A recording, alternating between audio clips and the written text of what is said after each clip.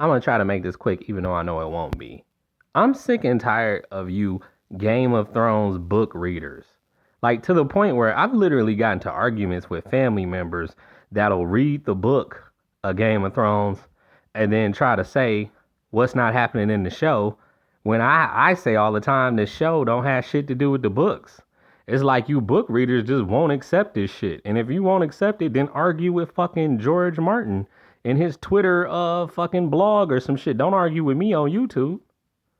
But it's like you suck all the fun out of it when you do that. It's like, well, this character's still alive in the book, and in the show it didn't happen like it did in the book, and don't nobody give a fuck. You coming off as very dorky and shit. Like, you can be excited about reading the book, and that don't mean the people who watch the show go stop watching the show to read the book just because you say the books are better than the show.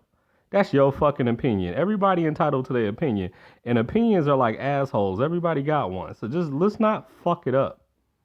Like, Game of Thrones fans and Star Wars fans, y'all be making me kind of be ashamed that I'm a fan sometimes because of the behavior that I don't agree with. Where it's like, okay, and I said this about Game of Thrones, and the same thing is playing out with House of the Dragon. All these book readers like, oh, Daemon doesn't act like that in the books, and Alicent is way meaner in the books. Like, don't nobody give a fuck. Some people prefer watching the show and never read the books. I'm one of them people.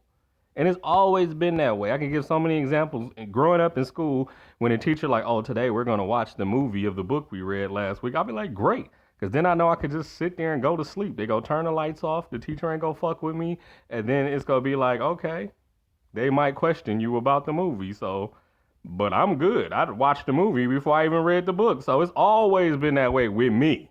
I can't speak for nobody else. And boring, books are boring as fuck.